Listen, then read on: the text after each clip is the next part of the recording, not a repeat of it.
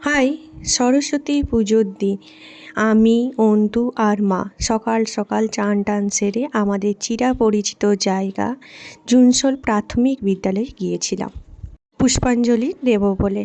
প্রতি বছর আমরা এই প্রাইমারি স্কুলে আসি পুষ্পাঞ্জলি দেওয়ার জন্য। আর ঠাকুরটা দেখে সত্যি মন ভরে গেল। আর এরকম সাদা শাড়ি আমার খুব ভালো লাগে। আজ 23শে জানুয়ারি, একই দিনে সরস্বতী পুজো ও দেশ নায়ক নেতাজি সুভাষচন্দ্র বসুর জন্মদিন। এমন মহাক্ষণ বহু বছর আসেনি। জ্ঞান, চেতনা ও দেশপ্রেম, তিনটি শক্তির এক অনন্য মিলন আজ। মা সরস্বতীর আশীর্বাদে শিক্ষা ও বুদ্ধির আলো, আর নেতাজি সুভাষচন্দ্রের আদর্শে সাহস ও আত্মত্যাগের প্রেরণা, এই দুই মিলেই গড়ে উঠুক আমাদের আগামী দিনের ভারত। তারপর আমরা নিজেদের মতন করে ছবি তুললাম আর ক্লাবে চলে এলাম পতাকা উত্তোলন দেখতে। নেতাজি সুভাষচন্দ্রের জন্মদিন বলে কথা। আমাদের দেশের পতাকা গর্বের সাথে আকাশে উঠছে। এর পিছনে অনেক মহাঋষি ও মহাবীরদের অবদান আছে। তার মধ্যে নেতাজি সুভাষচন্দ্র বসুর অবদান অনেক। চলো তোমাদেরকে দেখিয়ে দিই ক্লাবে এবারে সরস্বতী ঠাকুরটা কি সুন্দর লাগছে না মাকে।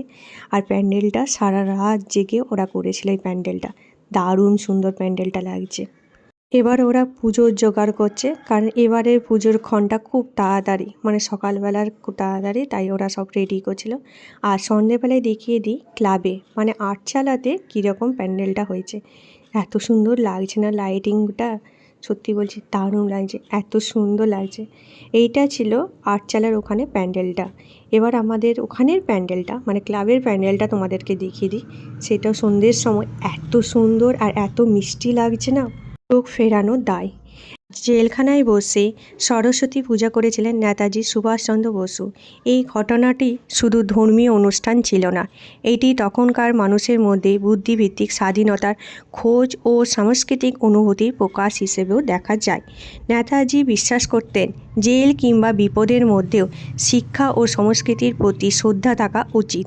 যদিও সেই সময় পুজোর আয়োজন উপকরণে অভাব থাকলেও মন্দিরের মধ্যে জেলে বিশেষ পরিবেশ তৈরি করেছিলেন, এবং এই ঘটনাটি ঐতিহাসিকভাবে স্মরণীয় হয়ে আছে। সরস্বতী পুজোর দিনেই ষষ্ঠী রান্না গোটা সিদ্ধ, আর এই গোটা সিদ্ধ খেতে আমার দারুণ লাগে। আচ্ছা, তোমাদের কাদের কাদের বাড়িতে সরস্বতী পুজোর দিন এই গোটা সিদ্ধ মানে ষষ্ঠী রান্না আছে, সেটা আমাকে ঝটপট কমেন্ট করে জানাও তো। আর কারা কারা আমার মতন আছো যাদের বাড়িতে হয় না ঠিকই, কিন্তু এটাও খেতে খুবই পছন্দ করো। এটা আলাদাই ইমোশনাল কাজ করে এই গোটা সিদ্ধর উপরে। তো সারা বছর ধরে অপেক্ষা করতে থাকি কখন সরস্বতী পুজো হবে আর কখন এরকম সুন্দর গোটা সিদ্ধ খাবো।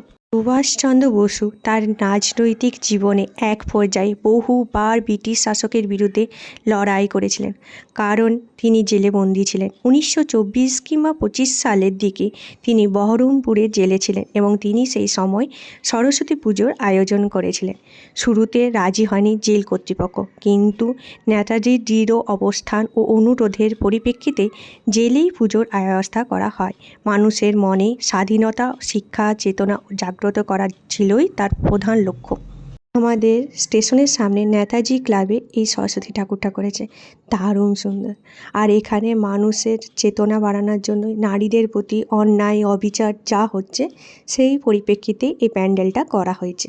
ছোট ছোট পদক্ষেপেই একদিন হয়তো মানুষ পরিবর্তন হবে, সমাজ পরিবর্তন হবে, আমরা আবার একটা সুস্থ স্বাভাবিক জীবনে ফিরে আসতে পারবো। এবারের এই থিম পুজোটা খুব সুন্দরভাবে করেছিল।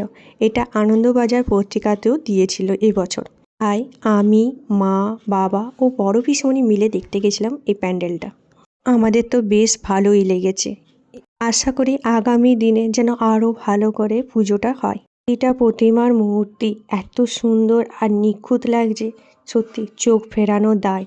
প্রত্যেকটা জিনিস এত সুন্দর আর নিখুঁতভাবে তুলে উঠেছে। তোমাদের এবছর সরস্বতী পুজো কেমন কাটলো, আর তোমাদের কাদের কাদের বাড়িতে গোটা সিদ্ধ হয়, সেটা আমাকে ঝটপট কমেন্ট করে জানিও। আর এইখানে এসে মা, বাবা আর বড় পিসনের একটা ছবিও তুলে দিয়েছিলাম। আমার তো এবছর সরস্বতী পুজোটা খুব ভালোভাবেই কেটেছে।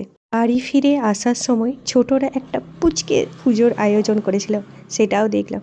ছোটোবেলায় এই আনন্দের অনুভূতিগুলো একটা অন্যরকমই থাকে।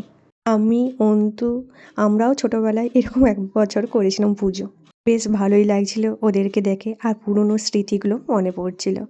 চলো ভিডিওটা শেষ করি। ভিডিওটা ভালো লাগলে লাইক শেয়ার কমেন্ট করো, আর প্রথমবার আমার চ্যানেলে আসলে প্লিজ আমার চ্যানেলে একটা সাবস্ক্রাইব করে দাও এইরকমই ইন্টারেস্টিং ভিডিও দেখার জন্য।